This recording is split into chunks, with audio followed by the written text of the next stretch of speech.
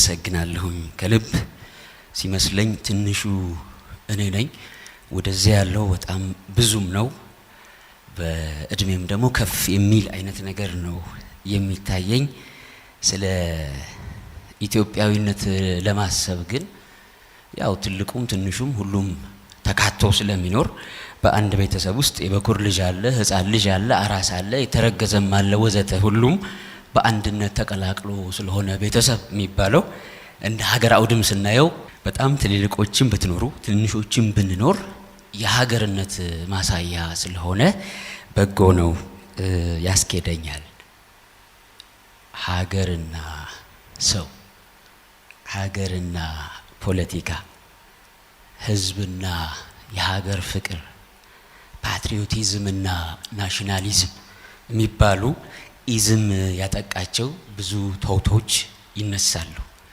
ቅድም ከገረመኝ ነገር የደበበ ሰይፉን ግጥም ያነበበው ሰውዬ 1967 የወጣ ግጥም 1967 ላይ እንደዛ አይነት ቲንኪንግ ያለው ብዕር ኖሮ ዛሬ ላይ ያለው ብዕር ደግሞ ምን ይመስላል ብለን ስናስበው በሁለት ትውልድ መካከል የአባትና የልጅ ሳይሆን የአያትና የልጅ ልጅ አይነት መስተጋብር በመሃል አንድ ትልቅ የትውልድ ክፍተት በትክክል መፈጠሩን ነው የሚያሳየው ለዚያ ማሳያ እንዲሆነኝ አንድ ቆንጆ የዜኖች ተረታለች አንድ በጣም የተማረ ሰው በጣም አዋቂ ሆኖ ይሄዳል ወደ ዜኑ መምህር የቡድሃ ክፍል ነው መምህር ሆይ እኔ በጣም አዋቂ ነኝ በጣም ብዙ ትምህርቶችን ተምሬያለሁ ዩኒቨርሲቲ ውስጥም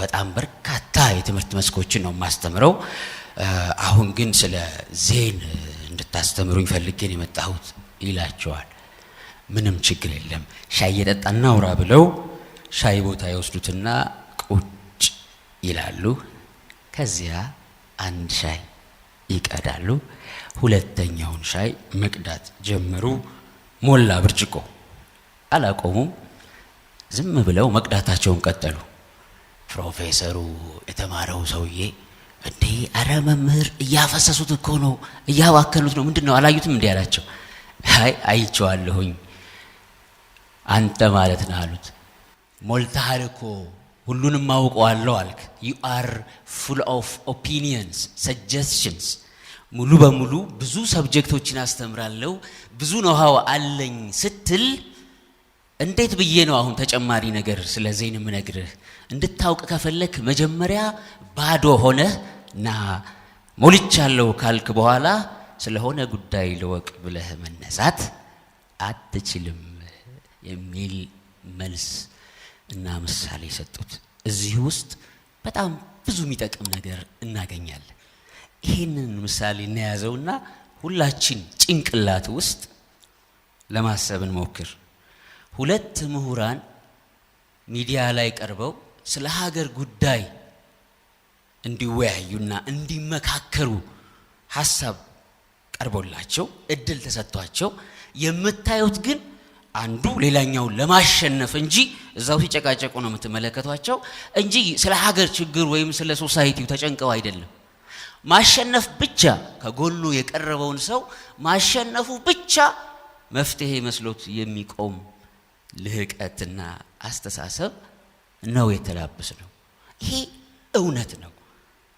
ግን እድል የማግኘት ወረፋ የማግኘት መድረክ የማግኘት ጉዳይ ሆኖ እንጂ ሁላችንም የምናስተጋባው ተመሳሳይ ነገር አይጠፋን መፍትሄ ያጣነው ለዚህ ነው የሚመስለኝ ካሴት ሪከርድ ያደረጋችሁበትን ነገር በሙሉ ይናገራል ያስተጋባል የካሴት ችግሩ ኢማጂኔሽን የለው ስቶሬጅ ነው ልክኛም ውስጥ ከዚህ አንድ ሰው ፒክ ራንደምሊ አንስተን እዚህ መድረክ ላይ ቢወጣ ስለ ኢትዮጵያ ተመሳሳይ የሆነ መልስ ይሰጠናል ኢትዮጵያ ማለት ታላቅ ኢትዮጵያዊነታችን ኃያልነታችን ጉልበታችን እሴታችን ወዘተ የሚለውን በተለያየ ቋንቋ እናወራዋለን ምክንያቱም ካሴታዊ ጠባይ ውስጡ ያለውን ነገር ፍቆ ሳይሆን ያለውን ነገር ብቻ ሪፍሌክት ስለሚያደርግ እንደዚያ እንደዚህ ነው ፕሮፌሰር ማለት ነው ስለዚህ ምንድነው የሚያስፈልገው ካል መጀመሪያ ሌትስ ቢ ኢምፒቲ አእምሮአችን ላይ የተከማቸውን ተረታዊነቱን ትውፊታዊነቱን ልማዳዊነቱን ብዙ ነገሮቹ እንዳሉ ሆነው ግን we should have to make some space የሆነች ስፔስ ክፍት አድርገን ስንሰማ የምንሰማው ለመረዳት መሆኑ እስኪገባን ድረስ ማለት ነው። ብዙ ጊዜ የምንሰማው ወይም የምናደምጠው ለመረዳት ሳይሆን ለማስጨረስ ስለሆነ ይሄንን ልብ ብለን እናስተውለው። የሆነ ሰው ያወራ ከሆነ አውርቶ እስኪጨርስ ነው እንጂ የምንጠብቀው ከዚያ በኋላ ቀጥለን እኮ ምንለው የሰውየውን ሐሳብ በደንብ አስተውለነው ከሆነ ምን ማለት ፈልጎ ነው። እያንዳንዷ ኢትዮጵያ ውስጥ አሁን ያለች ችግር ክሪቲካሊ ለተመለከተው ሰው ለአቅመ ሰውነት የደረሰ አይደለም። ሰው የሚለየው ኢማጂኔሽን ካፓሲቲ ምናብ ነገውን ዛሬ ላይ ማየት ስለሚችል ነው። የሰው ጀግንነት የሚለካው ነገን ዛሬ መረዳት በመቻሉ ነው። እንስሳ ነገን ዛሬ መረዳት አይችልም። እንስሳ የሚረዳው ከፊት ለፊቱ የተሰጠ እህል ካየ ብቻ ነው። ወይም አውሬም ከሆነ የሚበላ ስጋ ካለ ብቻ ነው። እዛው ፊት ለፊቱ ያለውን ብቻ ነው። ሰው ግን ያልኖረውን ነገ ዛሬ መረዳት ይችላል። ያ ማለት ችግር ከመፈጠሩ በፊት ችግሩ እንደሚፈጠር እርግጠኛ ሆኖ መፍትሄ ማበጀት ማለት ነው። ነገ ጦርነት ይፈጠራል። ጦርነት ከተፈጠረ አደጋ ስለሚሆን ለከነገ ወዳው አስቦ ሶሉሽን ማበጀት መቻል ነው። እንደ ኢትዮጵያዊ ላለ የሶስተኛው ዓለም ሀገር በታሪክ ግን በጣም ሪች የታሪክ ሀብታም ግን የሜቶዶሎጂ ኮሎናይዝድ ሀገር ምሁራን ወይም አዋቂነት ስንል ሜቶድ ኮሎናይዜሽን የሚባለውን ነገር በደንብ ቴስት ያላደረግን ጥናት እንስራ ብለን የሆነ ቡድን ተደራጅቶ ያ ቡድን ጥናት እንዲያጠና ነው የሚቀመጠው። ስለዚህ ጥናት ሎጂካል ነው፣ ራሽናል ነው፣ ስለዚህ ሳይንሳዊ ነው ብለው ስለሚያስቡ ጥናት ውስጥ ይገባሉ። የሚያሳዝነው ግን ጥናት የሰራችሁ ሰዎች የምትረዱት ነው ሜቶድ the method you make the research በራሱ ሶሉሽኑን ዲተርሚን ያደርገዋል፣ ያውቀዋል መጨረሻው you cannot solve። ልክ ምሁር ቴሲስ አንቲ ቴሲስ የሚባለው የኮላፕስ ጉዳይ አለ። ይህንንም ችግር ስናይ ምሁራኖች ለምንድነው መፍትሄ ያላመነጩት የሚለውን ነገር የምናገኘው because the problem is methodology። ሂስቶሪዮግራፊ የለን፣ የምንተርከው ስቶሪ ነው። ስቶሪና ሂስትሪን ደባልቆ የመተረክ የካራክተር ግለሰብን እያነሱ እሴትን የማፍረስ ማንነት ያለው ህዝብ ሆነን how could we say that ኢትዮጵያ ሀገር መንግስትና ህዝብ ሁለት ዓለም ናቸው። ያለ መንግስት የመኖር ጥበብ አለ ህዝብ ካለ። ምክንያቱም ሀገርነት ህዝብነት ውስጥ ስለሆነ ያለው። ህዝብነት ደግሞ ባህል ይሰራል። የሚሰራው ባህል የሚወራ አይደለም። በወሬ ሀገር አይሰራ፣ በሬቶሪክ ብቻ ማለት ነው።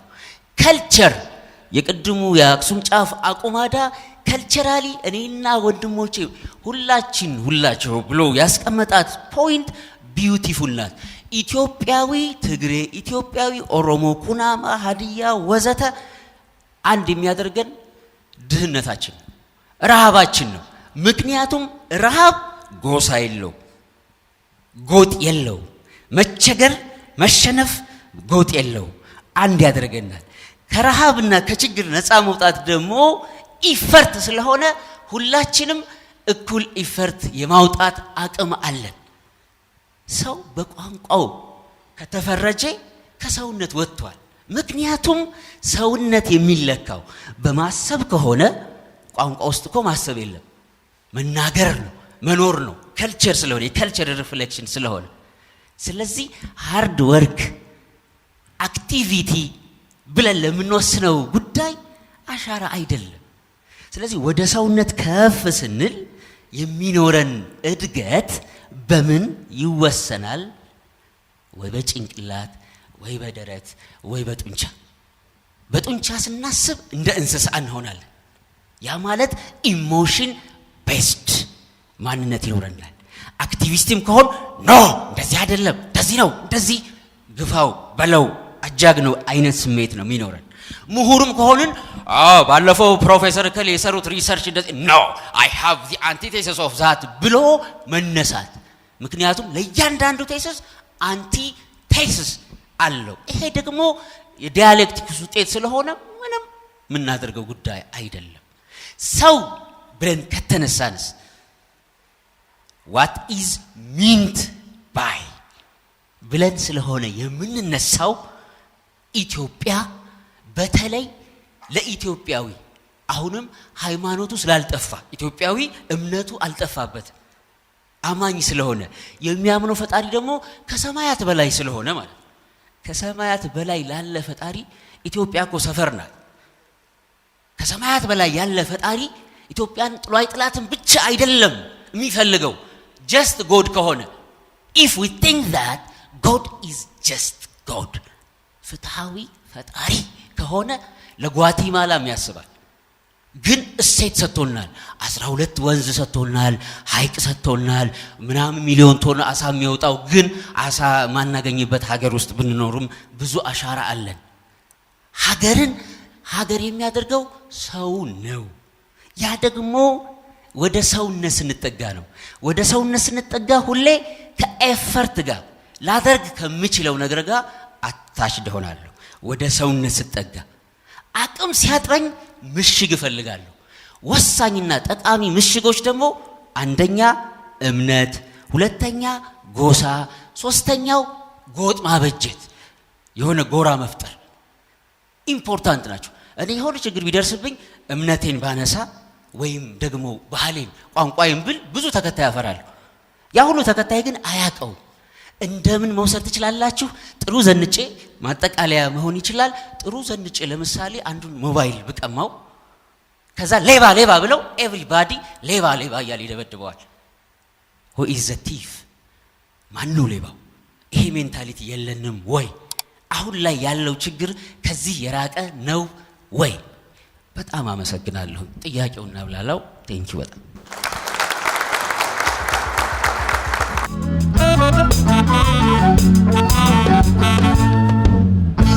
ተመልካቾቻችን ተመልሰናል። ከኛ ጋር እንዳላችሁ ተስፋ እናደርጋለን።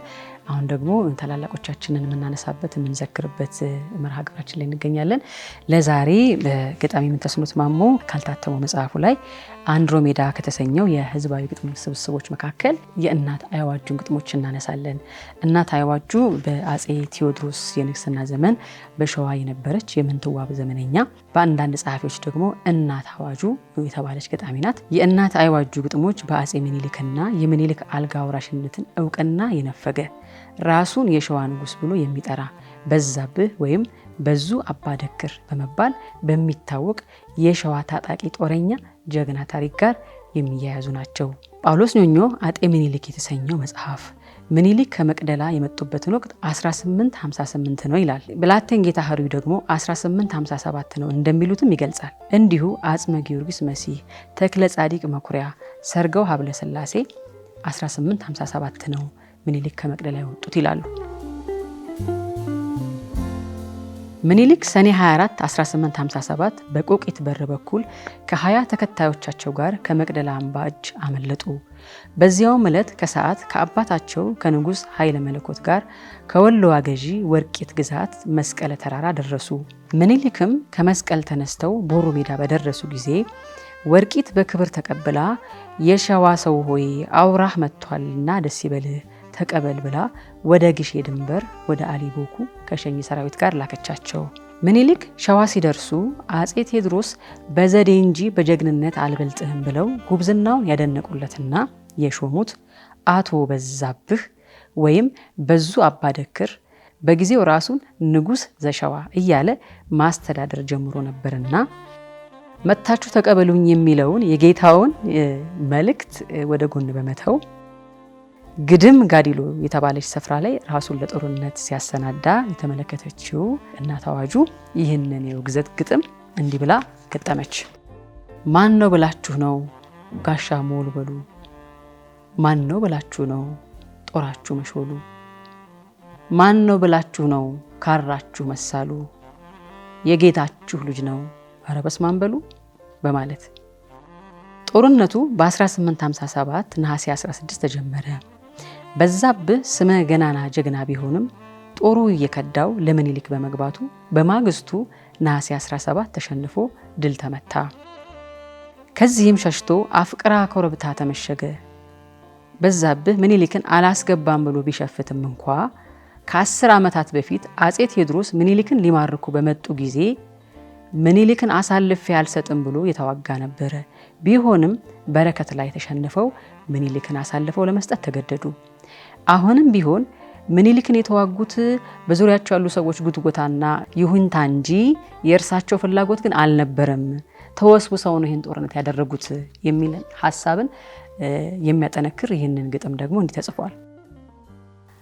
አባ ደክር በዙ የበረከት ለታ ሽንጡ ላይ ተመታ፣ ከሻንቅላ ጋራ አብሮ ተቆራኝቶ አልጋ ለምኒልክ እያለ ቆይቶ ሊወጋቸው ሄደ የሰው ነገር ሰምቶ በማለት እንግዲህ የሰው ነገር ሰምቶ ነው እንጂ ቀድሞም የምኒልክ ወዳጅ ነው። ምኒልክን እንዳይማረኩ ደግሞ ሲያደርጉ የነበሩ ናቸው። ነገር ግን በሰዎች ምክር ምክንያት ይህንን ጦርነት ገጠሙ።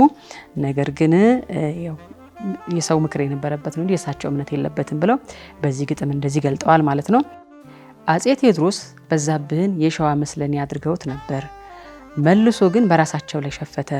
ቀድሞ በምኒልክ ጊዜም ሸሽቶ ወደ ተደበቀበት አፍቅራ ኮረብታ በመደበቅ ከቴዎድሮስ ሰራዊት ተረፈ። እናት አይዋጁም የአቶ በዛብህን በንጉስ ተሹሞ እንደነበርን በማስታወስ የዘር ሐረግ ስልጣን ግን የበለጠ መሆኑን ለማስታወስ ደግሞ እንዲህ ብላ ገጠመች። ንጉስ ሲሰጡህም ዳርዳሩን ተዋጋ፣ ውረድ ማለት ይቅር ልጅን ካባት አልጋ ብለው ልጅን ካባት አልጋ ውረድ ማለትህን ተው፣ ዳርዳሩን ተዋጋ የሚል ግጥም ደግሞ በዚህ መንገድ ገልጣለች ማለት ነው። በ1857 ነሐሴ የበዛብህ ሰራዊት ለምኒልክ ገባ። ምኒልክም ለሰራዊቱ ምህረት አደረጉ። በዛብህም ከምኒልክ ጋር እርቅ ፈጸመ። ነገር ግን ከ3 ወር በኋላ ደግሞ መልሰው እንደገና የዓመት ስራ በመስራቱ በነፍጥ ተደብድቦ እንዲገደል ተወሰነበት ይልና እንዲሁ ደግሞ ግድያው ሲፈጸም ጥይት አረር ሲመቷቸው አረሩ እሳት በመፍጠሩ ልብሳቸው ተለብልቦ በእሳት ተቃጥለው ሞቱ ይልና ቀብራቸውም በደብረ ብርሃን ስላሴ እንደተካሄደ ይጠቅሳል። በዚህ ሁኔታ ደግሞ ገጣሚ እናት አይዋጁ ደግሞ ይህንን ግጥም ጽፋለች ማለት ነው። አንተም ጨካኝ ነበርክ ጨካኝ ያዘዘብህ፣ እንደገና ዳቦ እሳት ነደደብህ በማለት የታሪክ ጸሐፊው ሰርገው ሀብለ ስላሴ ደግሞ እናት አይዋጁን የቡልጋ ሴት አዝማሪ፣ በዛብህ ደክር ደግሞ ብዙ በምግብና በእህል በገንዘብ ይደግፋት እንደነበር ጠቅሰው ለገጣሚዋ ወዳጅ ነበሩ፣ ይረዷት ነበር፣ ያግዟት ነበር ብለው መጽሐፋቸው ላይ ይጠቅሳሉ። በኋላ ላይ ግን ሞታቸውን ስትሰማ ደግሞ ተጎዳች፣ አዘነች ይላል። እዚህ ላይ ቀደም ብለን እንዳነሳ ነው ያው የገጣሚ ሚና ሀቅን እውነትን መግለጥ ነውና በሰዓቱ እንግዲህ ቀደም ብሎ ባሉት ግጥሞች ላይ የገጣሚዋን ግጥም ስናነሳ በዛብህ የተባለውን ሰው ራሱ ስትወቅስ አይተናታል፣ ስትገስጽ አይተናታል። ምክንያቱም ባለቃህ ላይ በጌታህ ላይ እጅህን አታንሳ የሚል ግጥሞች ከላይ ሰምተናልና አሁን ደግሞ በሞታቸው የተሰማትን ሐዘን ደግሞ እንዲገልጻለች። መንዝንም አየሁ ቡልጋንም አየሁ ተጉለትንም አየሁ ማፉድንም አየሁ ቀውትንም አየሁ ይፋትንም አየሁ ብፈልግ አጣሁኝ እንዳንተ ያለ ሰው አመድህም ጠፋኝ በእንቅብ እንዳላፍሰው በማለት በእንቅብ እንኳን የማይታፈስ አመድህም እንኳን አልደረስኩበትም እና የዚህ ያህል ነው ሞትህና ቀብርህ መሪር የሆነው በማለት ደግሞ እዚህ ላይ ደግሞ ሐዘኗን ገልጣለች ማለት ነው። ከዚያ በኋላ ደግሞ ምን አለች?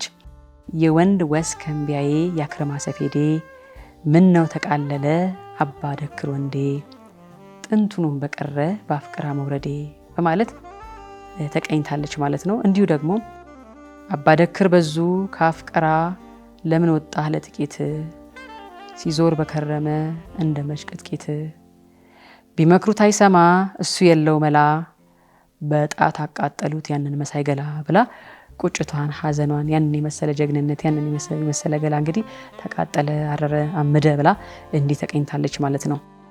መሶቡ ቀርቦልኝ ጠጅ ተቀድቶልኝ ነበረ ልማዴ ሰንጋ ተነድቶልኝ ደግሞም ለመንገዴ ሞተልሽ ይሉኛል ኧረ በስመ አብ ወልዴ ምን ላደርግለት ነው አሁን መናደዴ ደጉስ መወላወል የሆዴን በሆዴ ብላ ቁጭቷን ሀዘኗን ገልጣለች ማለት ነው። ያው ይሰፍሩላት የነበረውን ደግሞ ውለታንም አልረሳችም በግጥሟ ላይ ለማስቀመጥ ሞክራለች።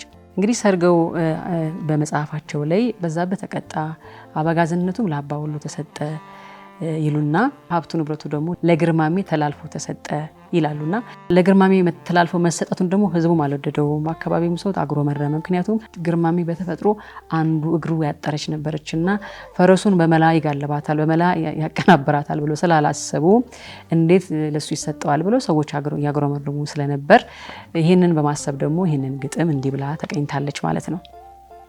የበዙ ፈረሶች ጠለፋና ቦራ በምን አገኛቸው የኋላ መከራ፣ ቂርቂምት ይመስል በአንድ እግር ኩርኮራ፣ አባቱም አልከፋው ወንድሙም አልከፋው ልጁንም አልከፋው፣ ቦራን ብቻ ከፋው ገርማሜ ቢጭነው የአፉን ሳር ተፋው በማለት ራሱ ፈረሱ ሳሩን ተፋው፣ አለቃውን መቀበል አልቻለም፣ የተጫነውን መቀበል አልቻለም፣ የማይሆን የማይገባ ሰው ነው ፈረሱ ላይ የተቀመጠው የሚል ግጥም እንግዲህ በዚህ መንገድ ገልጣለች ማለት ነው። ከላይ እንደገለጽ ነው ውርሱም ሀብት ንብረቱም ለግርማሜ በመሰጠቱ ማግረምሮሟንና ልክ አለመሆኑን ያሳያል ማለት ነው። በመጨረሻ እናት አይወጁ የነብርም መንጋ ፍየል ገብቶ ላሰው እንዲህ አይደለም ወይ ጊዜ የጣለው ሰው በማለት ቁጭቷን ተናገረች። በዚህ ጊዜ ይህንን የሰሙ ደግሞ የአካባቢው ሰዎች ንጉሳችንን ጌታችንን ወቀሰችብን፣ እንዲሁ የምኒልክን ክብር አሳንሳ የበዛብን ክብር ከፍ አድርጋለች ብለው ክስ አቀረቡባት። በዚህ ክስ እንግዲህ ዳኛ የነበሩት ባሻ ሀቦዬ ነበሩ። በፍርዱም ቀን አጤ ምኒልክም ታድመው ነበር። ነገር ግን ክሱ ከተሰማ በኋላ ባሻ ሀቦዬ እቺ ሴት ምን ታርጋችሁ ለዕለት እንጀራ ብላ በቃ ባጠረችው ለምን ከሰሳችኋት ብለው ከሳሾቿን አባረው እንዲያውም ዳራጎት ተሰጥቷት በነፃ እንድትለቀቅ ተደረገችና ከዚህም በኋላ የምትናገሪውን ተናገሪ ማለት ያለብሽን በይ ብለው በክብር ተሸኝታለች ይላል የስርጎ ሀብለ ስላሴ መጽሐፍ የዳግማዊ ምኒልክ የአዲሱ ስልጣኔ መስራች በተባለው መጽሐፋቸው ላይ እንግዲህ ይህንን ጠቅሰዋል ማለት ነው። ለዛሬ እንግዲህ ያሰናደንላችሁ የባለ ታሪኮቻችን ታሪክ ይህንን ይመስላል። በቀጣይ ሳምንት ደግሞ ከሌላ ባለ ታሪካችን ጋር እናገኛችኋለን። ወደ ቀጣይ መሰናዷችን ደግሞ እንለፍና ተከታትለን እንገናኛለን። በያላችሁበት በድጋሚ መልካም ቆይታ።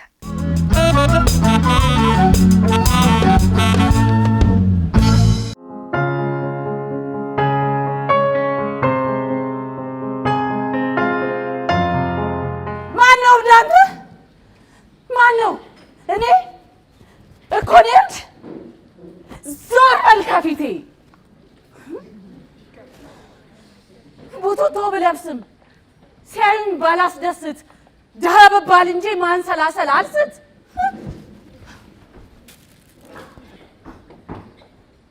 ደሞ እብድ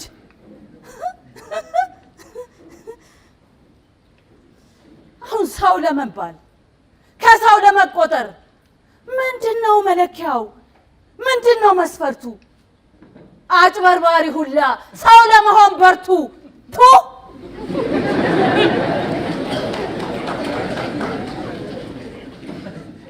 ባይገባችሁ እንጂ መኪና በነዳ ደህና በለበሰው በአስመሳይ እኮ ነው አገር የታመሰው።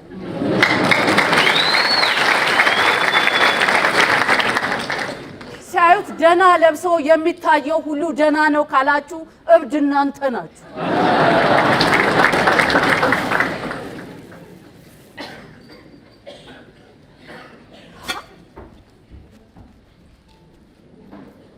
እንደምን አላችሁ? እንዴት አመሻችሁ? ፈሪ አስመሳይ ሁላ አሁን ለሰላምታ እግዚአብሔር ይመስገን የሚል ቃል ለማውጣት ምንድነው እንደዚህ በፍርሃት መራድ?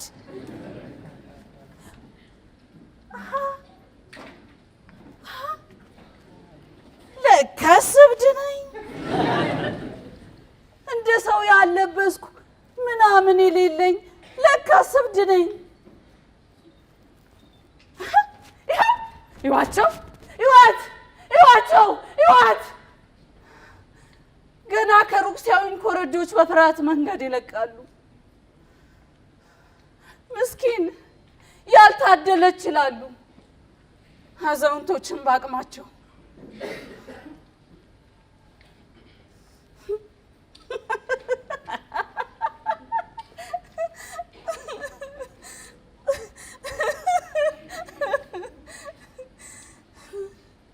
እኔ ግን እየቀላቀልኩኝ ሳቅና ምሬቴን ሰሚ ባይኖር እንኳን ጮሃለሁ እውነቴን። እንቆቅልሽ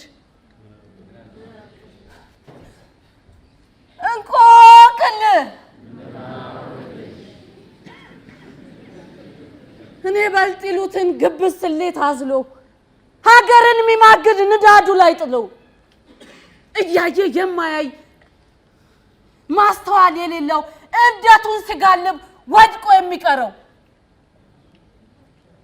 ንገሩኝ ምንድን ነው?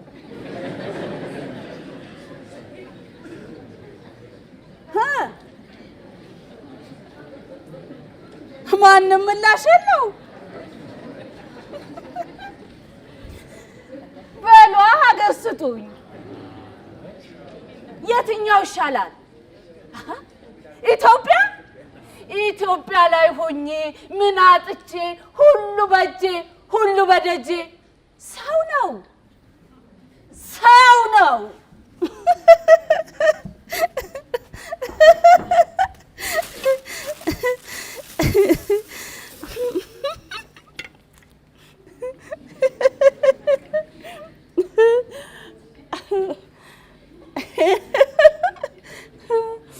እኔ ነብድ እኮ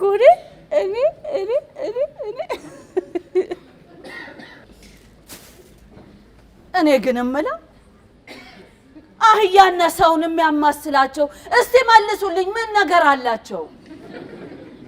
ወይም ሀገር ስጡኝ ቅኔው እንዲፈታ መጠየቁን ሰምቶ ምንድነው ዝምታ? አየኔ ነገር ለካስ በዚህ ሀገር ከብድ ጋር የሚያወራው ያበደ ብቻ ነው። እኔን በመጤፍ አብዳለች የሚለው ይህ ሁሉ አንገት ደፊ የሀገርን አንድነት አርዶ ለመበለት ቀድሞ ተሰላፊ ሆኖ ሲመሳጠር ገሃድ እያያችሁ እኔን ምስኪኒቷን እብድ ነች አላችሁ። እሺ እኔስ እብድ ነኝ። ለቁራሽ እንጀራ ሆድን ለማትሞላ ወንድሙን ለመቅላት ስለት ለሚያሰላ እሱስ ምን ስም አለው? በምን ነው የሚጠራ? ዘር እየከፈሉ ድንበር እያጠሩ እኛነትን ንቀው እኔ ይሉን ጸያፍ ሀገር ላይ የዘሩ የነግ ተስፋችንን እየበላለቱ ለትውልድ የሚተርፍ ቂም እየሸፈቱ ደርሰው ሰው ለመምሰል ለብሰው የሚታዩት አሁን እኚህ ሁሉ ሰው ነው የሚሰኙት።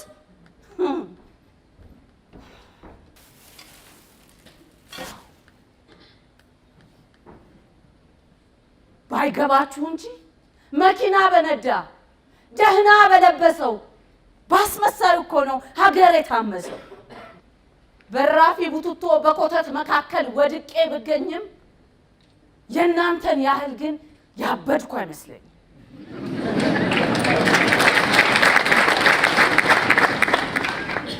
መቼም ሰውን ሰው ያሰኘው ከእንስሳት ካራዊት ከሁሉ የበላይ ግዙፍ ያደረገው አርቆ ማሰቡ ማንሰላሰሉ ነው። እናም ይሄ ፍጥረት ሰው ነው የሚሰኘው።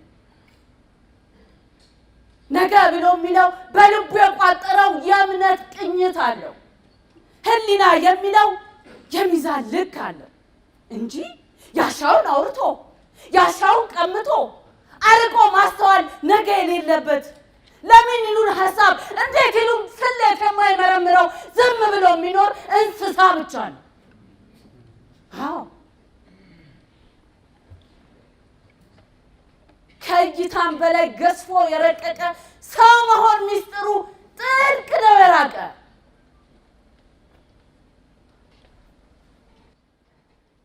እናም ሰፊ ሀገር ይዘህ ሰፊ መሬት ይዘህ በጎጥ እየከፈልክ ሰውን እንደ እህል በዘር እየከፈልክ ለልጅህ ታውርሰው እውነት ከእጅህ አጥሮ የአንድነቱን ገመድ በላሸቀ ሐሳቤ ተጎትቶ ከሮ አንድነቱ ማሳ ራስን ገንጥለ እኔ በሚል መጤ አጉል ቃል ደንቁረ ስታሳስት አገር ስትገነጥል የኖረውን ፍቅር በስጋት ስታጥጥን እዚህ ቁጭ ብዬ በስጋት እያየው በትዝብት እያየው አሁን ከኔ እናንተ ማን ነው እብድ እላለሁ? ይልቅስ አትርሳ መኪና በነዳው ደህና በለበሰ ባስመሳይ እኮ ነው ሀገር የታመሰ በራፊ ቡትቶ በኮተት መካከል ወድቄ ብገኝም ያማረ የቅንጦት ቪላ ባይኖረኝም እኔ ካንተ በላይ ያበድኩ አይመስለኝም።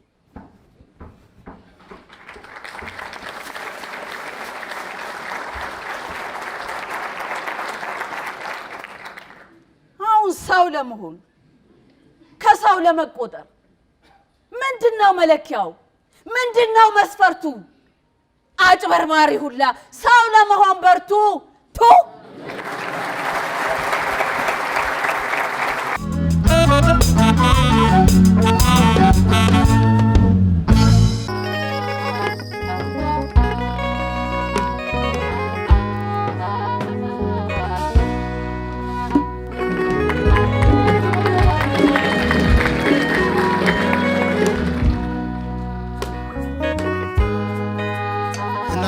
ትሻሉኛላችሁ ባንድ አይሻልም? እና እጃችሁን ትብብር ጠይቃለሁ። ባልጠይቅም ትገደዳላችሁ። እሺ እኔክሽ እኔካ ነው የምንለው አንድ ላይ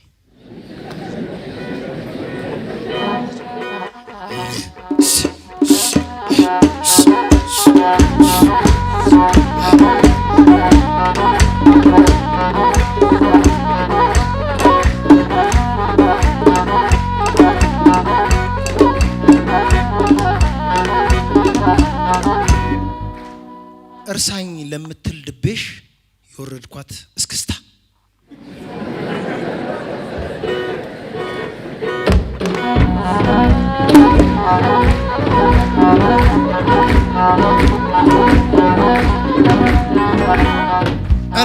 እኔካ የዛሬ 11 ዓመት ከዓመቱ ወርሃ ጥቅምት ከወሩም በአራተኛው ቀን ከቀኑም በ7 ሰዓት ከሰዓቱ በ10 ደቂቃ ቦሌ ጫፏ ጋር ካለች አንዲት ካፌ በረንዳ ቀማምሰን ስናበቃ ተራፊያችንን ሊያነሳ የመጣው አስተናጋጅ የሽርጡ ነጭ ገበር ግራ ክንፍ የሌላት ዝንብ አርፋበት ነበር።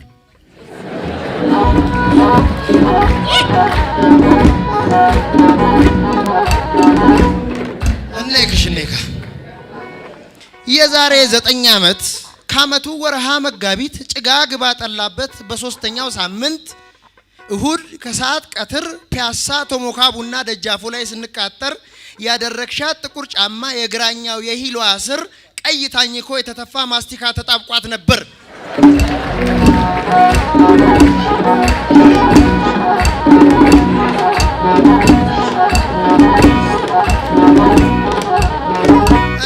እኔካ የዛሬ 6 ዓመት ከአዳማ ወደ ሸገር የሚኒባስ ኋላ ወንበር ተቀምጠን ስንሰግር ህፃን ልጁን የታቀፈ አንድ ጠይም ጎልማሳ አባት ድንገት ልጁ እንዳይረባት ካዟሪ ላይ ከሸመተው ህብረ ቀለም ዳቦ ቆሎ በደግነት አፉን ቀዶ ሲያቀብለን ያዙ ብሎ በቀኝ እጅሽ 2 ጣቶች የዘገንሽው እንደ ዘበት 12 አረንጓዴ ዳቦ ቆሎ ነበረበት።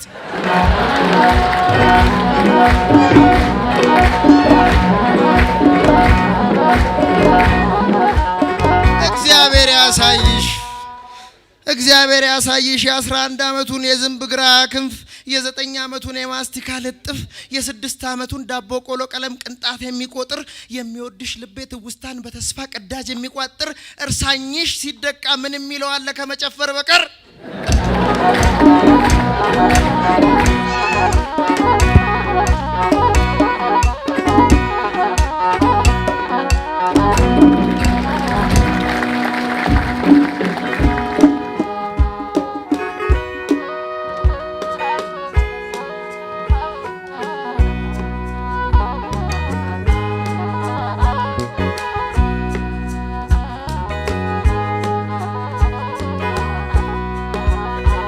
ካዛ አንቺስ ካዛ አንቺስ ካዛ አንቺስ ከትከሻሽ እየፈለቀ ተረከሽን የሚያጠጣው ቀሚስሽ ከዘፍጥረቱ ገላሽን ከአይኖቻቸው መከለል መጋረድ ነበር እስከ ምጽአት ጥረቱ ከንቱ ሆነ እንጂ ጥረቱ ሊደብቅ ቁልቁል መፍሰሱ አይኖቻቸው ከግልጥ ውጪ ድብቁ በተለያሰሱ እራፊ እንኳ ከናፈቀው መለመል ጋር እያነጉ እርቃን ከርቃን አወዳድረው የባሰበት ሲፈልጉ ወርቀ ዘበው የለበሰ ጽላትነትሽን ዘነጉ ጓዶችሽን ዙረሺ ካዝዬ ካዛ ጓዶችሽን ዙረሺ የገብርኤል የቁጣ ሰይፍ 22 ላይ ወረደ እንደ መቅደስ መጋረጃ ቀሚሷ ተቀረደደ ብርሌ ሆነ አንገቷ ያንቋል የከፈለበት ከዋክብት መስላ ጨረቃ ትወጣለች ለመሸበት ፀሐይ ያልነካካል ይኖራት ይሆን እንጃ እንደው ያልቀጠፋት እጅ አላውቅም ለጋነቷን ከተመኘ ለጋነቷን ከወደደው ግን ከዛ ሁሉ ባለች ሊቀጥፋት ከተዘረጋ የድል ክሯ ተሳሰረ ካንኛው ጋር ልቧ አረጋ በወጮራጅ ተቀጣፊ በሃጅ መጪ ተቀጨዋ ባላግብታ ተዳራዘች እሷ ሆነች ስም ሰጨዋ እሷ ሆነች ስም አውጨዋ ብልግናዋን በጋብቻ በድል ትዳር አካክሳ ጨዋነትሽን ለማጣጣል ቆሞ ቀርናት ትልሻለች ሰምተሽ ሆነ እንዴ ካዛ ግን አንቺስ ካዛ አንቺስ ቆመሽ ቀርተሽ ብትረቺስ ቆመሽ ቀርተሽ ብትገፊስ መቼ ታገቢያለሽ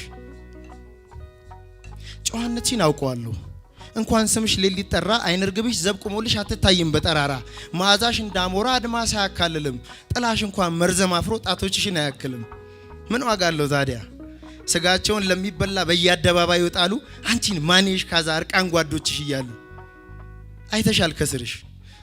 አይተሻል ከስርሽ እንደገና ጠዋት እንደ ኢድ ማለዳ በግ ከፍየል መርጠን እንደምናርድበት ፍልውሃ አምባሯ በቅብብል ደቆ ምድርን ደምቀባት ሰባተኛውና ሰባኛው ጋባዥዋ ድንግል መሆኗን ነው ባያምኑም የሚያውቁ ተከታይ አታጣም ቀዳሚዎች ጉዷን እየደባበቁ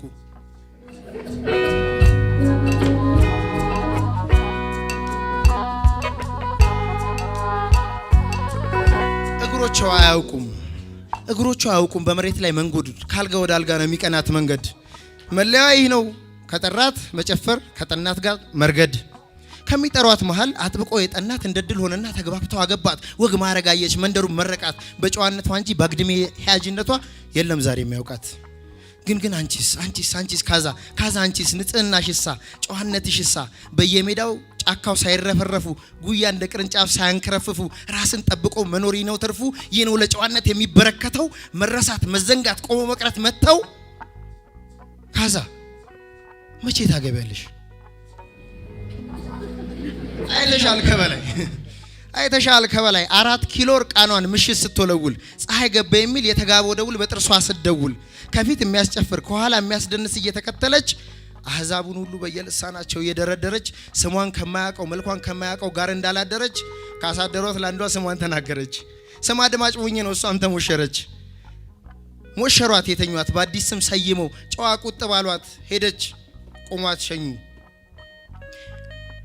አንቺስ ካዛ አንቺስ ምን ነው አታገቢ ምን ነው በወግ ማረግ ቤትሽ አትገቢ እግዚአብሔርስ ምን ነካው እጣ ከልጅ ነጥቆ ለውሻ የሚረጨው የታመነለትን የተገራለትን ፍጡር የሚያስቆጨው የፍረት ካባውን ቀዳጅ የክብር አክሊል ሲቀዳጅ ካጂ መንበር ሲያደላደል አፈር እንኳን ያጣል ወዳጅ ካዛ አንቺስ ካዛ ንጽህናሽሳ ቁጥብናሽሳ አንገት መድፋትሽስ እግር መግራትሽስ ካዛ አንቺስ መቼ ታገቢያለሽ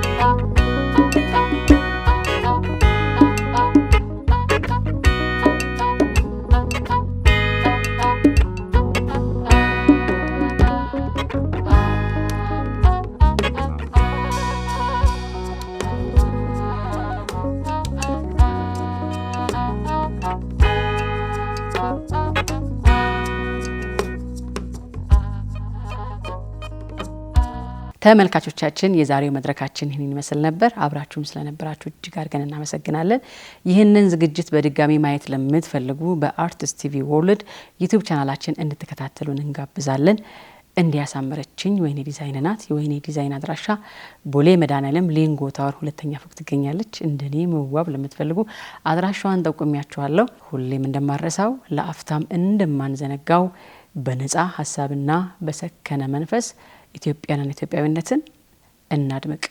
በሚቀጥለው ሳምንት እንገናኝ። መልካም ጊዜ።